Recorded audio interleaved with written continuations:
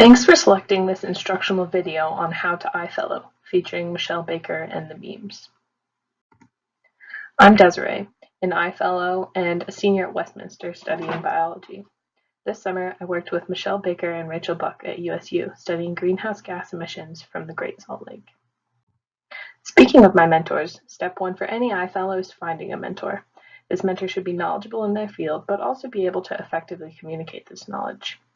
Bonus points if you can find a mentor who, like Michelle, is funny and makes you feel accepted and valued in the lab, or a peer mentor like Rachel, who's kind and willing to give you directions to the field site every time you get lost going there, despite having been there numerous times before.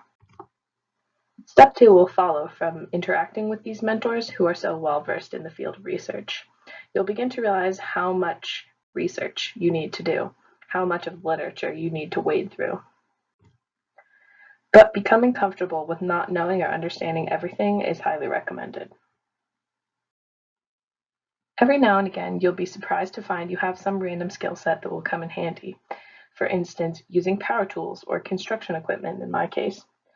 Research suggests that these brief interludes can do wonders to restore hope that you have a future as a researcher and are not actually a completely clueless failure. Enjoy those interludes, but also enjoy getting back to confusion when learning to use a new instrument or a new technique. And try to become comfortable with those new instruments and new techniques. Add those to your comfort zone. Then practice it again and again. Mess up many times, even once you think you have it down. So practice some more. Seriously, some of science isn't glamorous. A lot of it is kind of repetitive. But then you get to go do fieldwork, and it's worth it and feels like what you thought scientific research would feel like.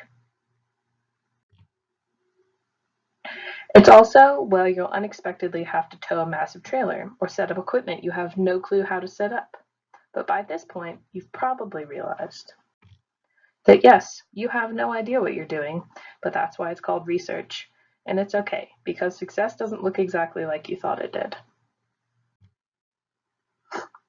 And though it's a windy road, you'll get there, and you'll learn a lot and make some pretty cool stuff along the way.